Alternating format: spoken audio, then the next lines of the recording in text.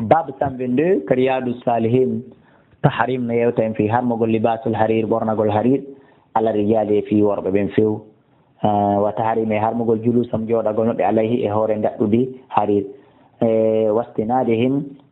بارغول مابbe jugginagol mabbe ilay faade ngawlu mudum ma dum tapimo wa jawase dagagol non lubu sabu bornagol hari timi sa wonande sannabe an amr ibn an umar ibn al-khattab radiyallahu anhu qala ma fi qala rasulullah sallallahu alaihi wasallam ma la talbasul harira tamborno harir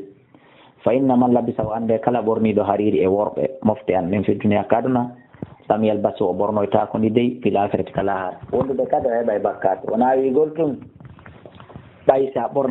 borni ke diga haray e bi maana leste den fo ko la hara fada indi a hebata no ko a fada indi a borno ta ko ni ton wondude kade bakkatu ko jarboda kon kadi yi senela do muttafaqun alayhi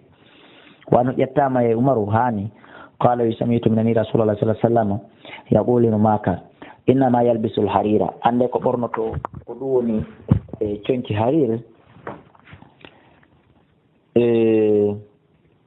ملا خلاق له قوم مراجب المؤجل كلارا متفق عليه وفي رواية للبخاري ملا خلاق له قوم تات مراجب المؤجل في الآخرة كلارا قوله يقول مكو ملا خلاق له قوم مراجب أي لا نصيب له قوم مراجب كلارا كدفان توجو ونانس رضي الله عنه قال رسول الله صلى الله عليه وسلم من لبس الحرير كلا بورني له حرير في الدنيا كان دو لم يلبسه بورنو تاكوني دي في الآخرة كلارا متفق عليه وعن علي رضي الله عنه قال وي رأيت من رسول الله صلى الله عليه وسلم أخذ حريرا جوكتور حرير فجعله بيده في يمينه كجنغ مأنيام وذهبا بيدي كان يدين فجعله بيده في شماله كجنغ مأنيام ثم قال رفع ماك هيكون يمفتئ إن هذين يدي في جدودي حرام كهرم دي على ذكور أمتي إدو ورب مفتئا أما صنع بني ويقول لي ترده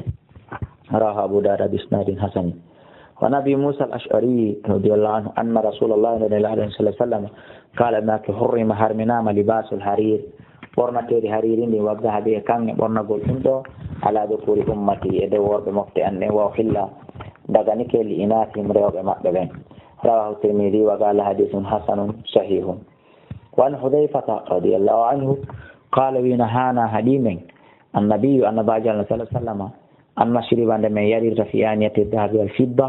miran kange ma kalisi foti ko kuyere foti ko taasi foti ko pileti wanna ko la ndeme nyamata fiha ender miranji munni